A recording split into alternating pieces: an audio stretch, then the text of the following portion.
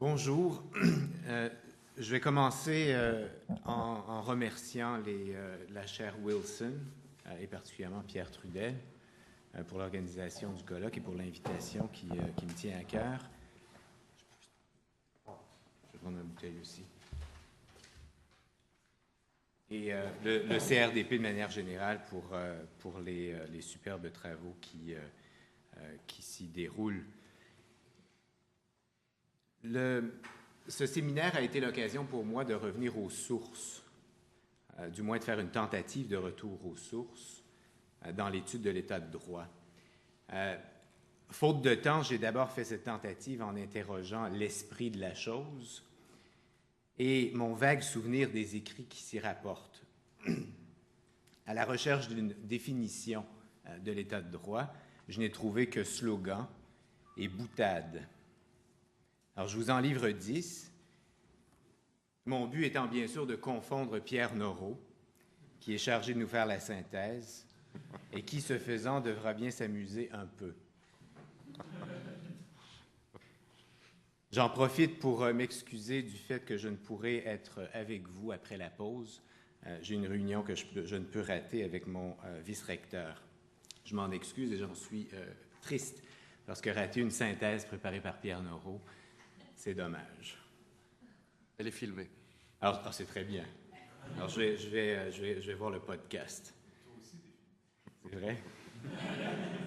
Il faudrait... Alors, je vais couper la moitié de ce que j'avais l'intention de dire. Alors, je commence par l'idée même d'une liste décimale, parce que j'en ai 10. L'état de droit, c'est le décalogue du post-christianisme. Et je poursuis. C'est un concept informe qui insiste sur la forme. C'est la substantifique moelle d'un os vide.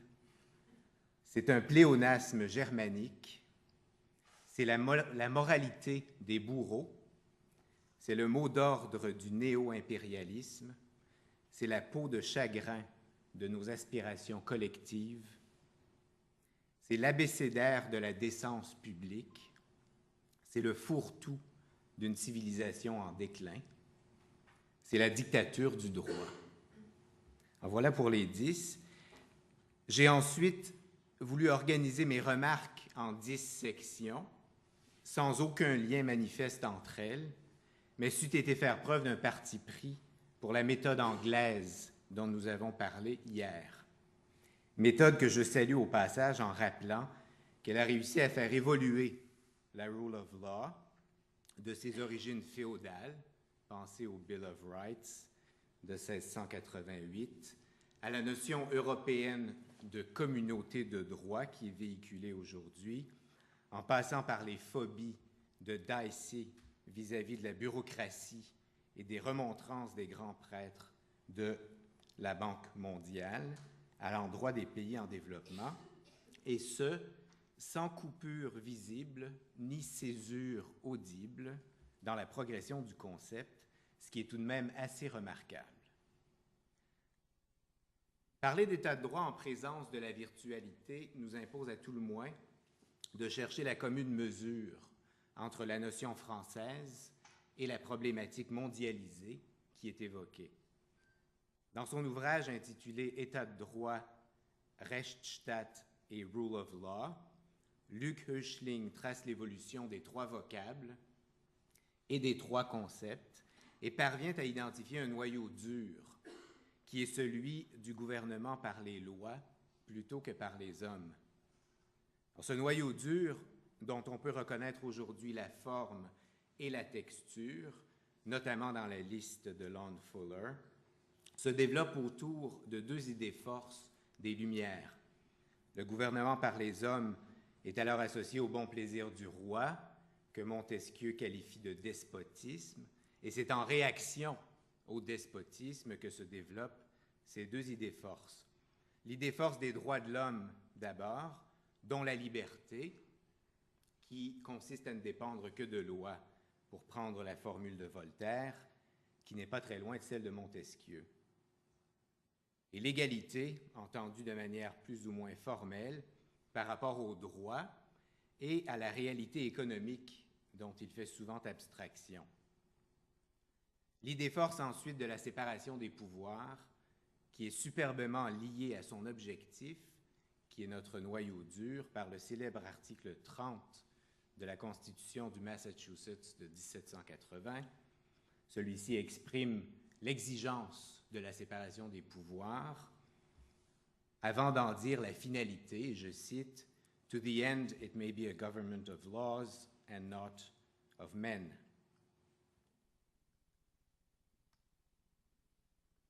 Mais encore faut-il avoir une notion du rapport entre la loi, ce concept de loi, et les humains qui s'y assujettissent.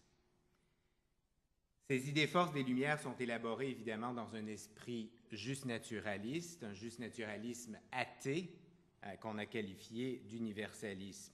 On parle en effet du législateur, celui qui porte la loi au sens étymologique, et non pas d'un légisfacteur qui aurait l'audace et l'impertinence de la faire, cette loi.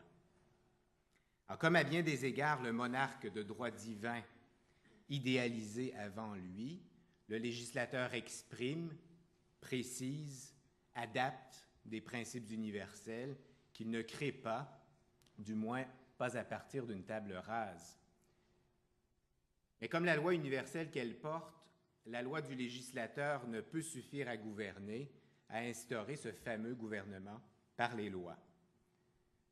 Alors, Pufendorf observait déjà en 1672, et je cite, que les lois seules ne sont pas plus capables de gouverner l'État qu'une boussole de conduire le vaisseau sans recours au pilote.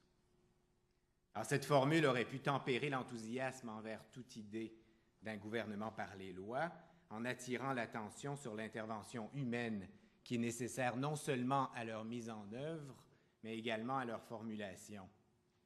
Alors, la formule de Pufendorf allait certainement préfigurer les maux du positivisme à venir, en identifiant ces bêtes noires qu'on connaît bien, le problème de la discrétion et celui de l'interprétation, tant pour ce qui concerne le pouvoir exécutif que pour ce qui concerne le pouvoir judiciaire. Alors, même Kelsen, à qui l'histoire fera sans doute porter, peut-être injustement, le ridicule des excès du positivisme exacerbé, admettait dans sa théorie générale l'irréductible rôle du juge dans ce qu'il concevait comme l'individuation de la norme, dans sa course à sens unique du haut vers le bas. Le juge ne saurait être que la bouche de la loi, selon la métaphore française. Il pose un acte d'autorité, il décide ce que la loi, dans sa généralité, n'a pas décidé. Et le juge, évidemment, est humain. Ergo, il participe du gouvernement par les hommes. Ce qui remet les projecteurs directement sur le pouvoir judiciaire, qui est le dernier d'une lignée érigée en Trinité par Montesquieu. À mon sens, il y a 3 grandes périodes à l'histoire de ce que j'appellerais la souveraineté du dernier mot. La première période d'avant les Lumières, où le monarque est souverain et despotique. La deuxième période d'avant la Deuxième Guerre, où le législateur est souverain et finit par montrer son potentiel de despote. Et la période suivant la Deuxième Guerre, où le juge devient souverain, du moins au sens du pouvoir de contrôler l'action du législateur. Alors, ce changement de paradigme est très clair lorsqu'on prend conscience de ce que le contrôle de la loi par le juge existe dans un nombre de pays qui se comptent sur les doigts de la main dans les années 30 et qui compte pratiquement tous les pays du monde aujourd'hui, ou du moins une bonne majorité. Alors, nous en sommes arrivés à une assimilation presque totale du droit et par extension de l'état de droit au juge. Alors, ce dernier est devenu, par glissement plutôt que par dessein, l'interprète et le gardien de dernier recours du premier, et ce à tous les niveaux et à toutes les fins. Une manière conservatrice de poser la question qui est soulevée aujourd'hui, c'est de s'interroger sur les contraintes et garanties qui font du pouvoir judiciaire un élément du gouvernement par les lois plutôt que par les hommes. On aura compris qu'il s'agit d'une question de degré. C'est de s'interroger plus particulièrement sur celles de ces contraintes qui sont remises en question par le déplacement des processus de justice vers le virtuel. À l'octologue de Fuller, cette liste de 8 contraintes dont on vient de parler et sur lesquelles je reviendrai, j'ajouterai donc avec Joseph Raz la contrainte de la justice naturelle, pour utiliser la terminologie anglo-saxonne, c'est-à-dire le droit d'être entendu d'une part par un juge indépendant d'autre part. On peut penser que cette justice naturelle se décline de manière fort différente selon les traditions juridiques. Je répondrai simplement que le savoir empirique que nous en avons, que l'on doit par exemple à l'interprétation de la Convention de New York sur une période d'un demi-siècle environ, indique au contraire un consensus étonnant et mondial sur la question. Puisqu'il s'agit d'éviter le gouvernement par les hommes, j'ajouterai certaines contraintes souvent passées sous silence qui limitent considérablement le pouvoir des juges. Je pense par exemple au rôle passif du juge qui vient des règles de procédure, le juge ne pouvant répondre qu'aux questions qu'on veut bien lui poser et qui ne peut se saisir des questions auxquelles il brûle de répondre. À l'exigence du raisonnement basé sur le droit et les faits, une deuxième contrainte, à l'exigence de rendre des motifs et de le faire de manière publique, et finalement à la publicité de la procédure qui assure l'apparence de la justice, qui est une forme de sécurité juridique psychoprocessuelle. Alors, ce n'est que cette dernière exigence qui est directement remise en question, du moins dans ses modalités, par le déplacement de la justice vers l'espace virtuel. Lorsqu'il s'agit en revanche de justice privée et transfrontalière, ce dont il est surtout question aujourd'hui, eh bien, c'est l'ensemble de ces contraintes qui est remis en question. Alors, loin d'être en mesure de fournir les réponses, je me contenterai de soulever ici certaines des questions qui se posent de manière assez urgente, étant donné le développement rapide de la justice privée transnationale. Dans quelle mesure peut-on renoncer à l'indépendance d'un arbitre, d'un décideur, là où son impartialité est affirmée, et en pratique, ça se fait, on renonce à un degré d'indépendance du décideur dans la mesure où l'impartialité est affirmée. Dans quelle mesure peut-on renoncer au droit d'être entendu par l'aménagement d'une procédure expéditive? Dans quelle mesure peut-on circonscrire la production de la preuve en vue d'un processus de justice allégé, plus efficace? Dans quelle mesure peut-on renoncer au pouvoir de motivation et au devoir de motivation du décideur? Dans quelle mesure peut-on limiter la publication des décisions en droit et en pratique? Alors, on a parlé d'une justice arbitrale où les sentences ne sont pas publiées. Eh bien, on voit un mouvement aujourd'hui qui est inversé, où il y a de plus en plus de sentences arbitrales qui sont effectivement publiées. Alors, le juge étatique a-t-il un droit de contrôle sur la sentence arbitrale, un droit de contrôle qui est indépendant de la volonté des parties? Peut-on aspirer à une forme d'état de droit à partir d'un droit décisionnel transnational? Et c'est la question qu'on vient de poser.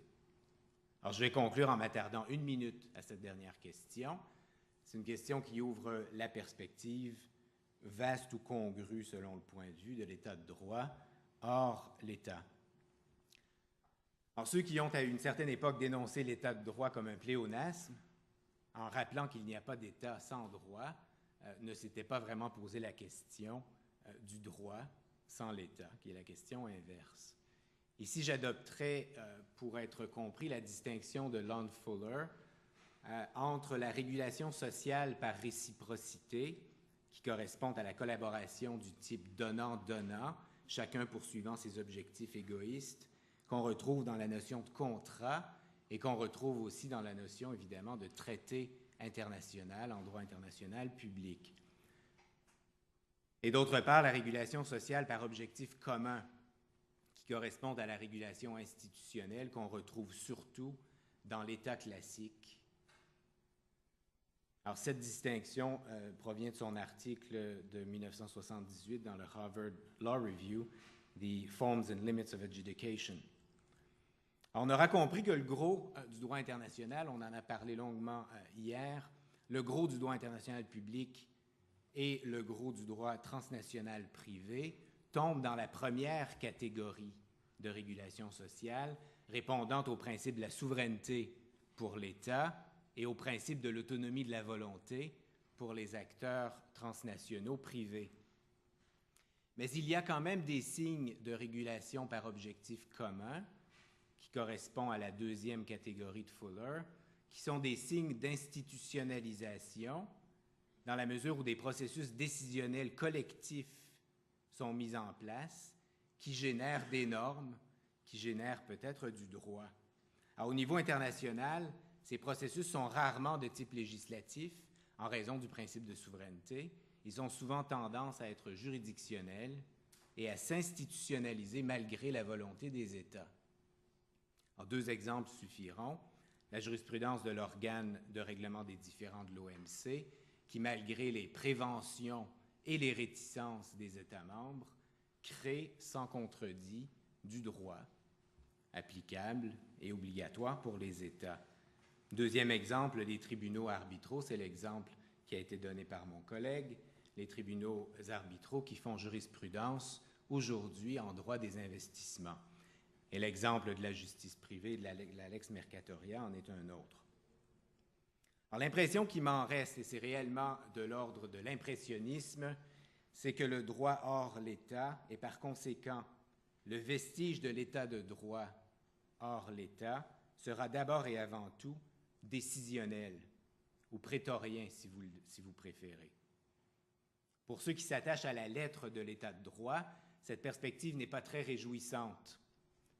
En reprenant l'octologue de Fuller sur la Rule of Law, que vous avez vu, on constate assez vite qu'il se lit presque comme un manifeste pour la loi et contre le droit décisionnel. Prenez les trois premières conditions, la généralité, l'intelligibilité, la non-rétroactivité, toutes caractéristiques qui n'évoquent guère le droit décisionnel. La meilleure façon de le montrer, c'est en parlant de la boutade qui compare la common law au droit des chiens. Alors, le chien fait pipi sur le canapé, le chien est puni, le chien se voit révéler une règle préexistante qu'il apprendra, et cette règle sera appliquée de manière plus ou moins arbitraire par le maître, qui est un despote. Alors, à bien des égards, le droit décisionnel, le droit prétorien, du moins dans sa version primitive, il y a quand même eu une évolution. C'est le contre-exemple de l'État de droit. Mais quand on dit qu'il y a eu une évolution d'un système de common law primitif à ce qu'on connaît aujourd'hui, c'est la version primitive qui nous intéresse aujourd'hui parce que c'est la version primitive dont on est témoin à l'échelle internationale. Alors, en même temps, on peut avancer, je crois, que la notion d'État de droit idéalise la loi, idéalise le droit légiféré d'une manière qui a été au moins partiellement discréditée par Weimar et l'Allemagne nazie. Alors, dans la mesure où nous sommes prêts à prendre acte du déclin du droit légiféré, il faudra bien s'accommoder du droit décisionnel, qui est une sorte de droit par défaut, à mon sens, qui fonctionne normalement sur un mode de persuasion. Quand on parle de précédent, il faut faire attention à la distinction entre la doctrine stricte du stare decisis qu'on voit aujourd'hui dans les systèmes avancés de common law et qui est un relent au fond du positivisme kelseenien, et la doctrine du précédent qui est millénaire, qui est beaucoup plus ancienne et qui force le décideur à tenir compte des décisions passées sans toutefois lier le décideur. Donc un mode de droit par défaut qui fonctionne sur un mode de persuasion. Et il faudra bien y chercher une part de la protection voulue contre le despotisme. Ce sont les garanties processuelles et l'indépendance des décideurs qui rendront cet état de droit, cette fois-ci avec un petit « e », qui rendront, dis-je, cet état de droit prétorien, tolérable pour un temps. Mais je n'ai rien dit de la démocratie, mais ce sera pour un autre jour.